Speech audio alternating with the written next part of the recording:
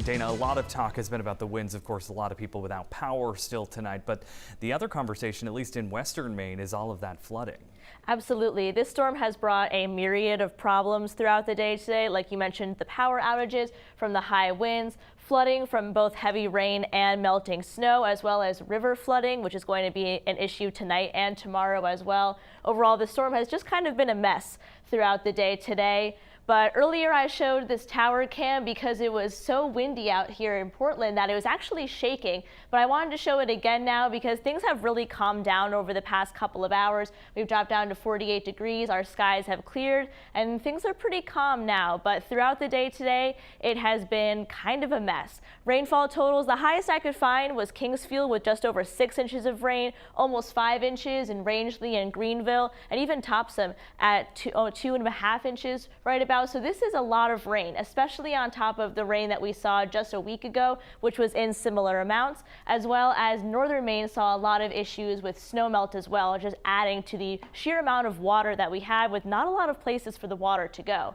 Another issue we had today was our very high wind gusts. Most of us gusted between 50 and 60 miles per hour. Bangor gusted to 70 today, and that has caused a lot of issues with downed trees, down power lines, and has caused a lot of power outages as well. Now, at this point, a lot of the wind gusts have managed to calm down with the exception of far northern and eastern Maine, still gusting to about 30 miles per hour, but over the next couple of hours, things are really going to calm down, and we'll be able to kind of clear out as we get into tomorrow, and then things will be able to start for some cleanup. Now, this system has mostly moved out of our area at this point. We've started to clear out from both the precipitation and with the clouds, so we're going to be mostly clear overnight tonight.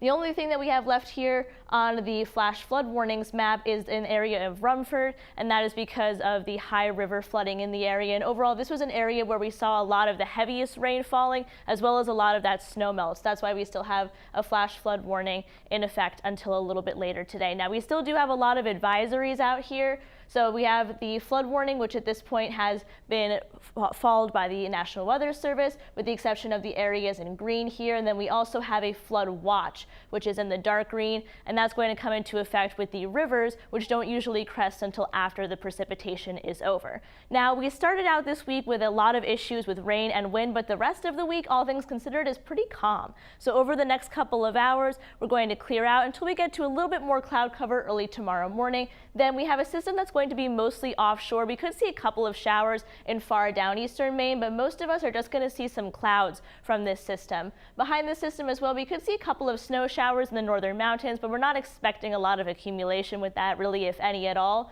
But really, over the next couple of days, things are going to be relatively quiet, which is good news because that'll allow workers to kind of get the power back on and be able to do some cleanup after the storm that we saw today. It will start to get cold later in the week, though. A high to our north is going to bring in a lot of cold air, especially for Thursday and Friday. So we are going to kind of trend back into this pattern of being much below average for this time of year.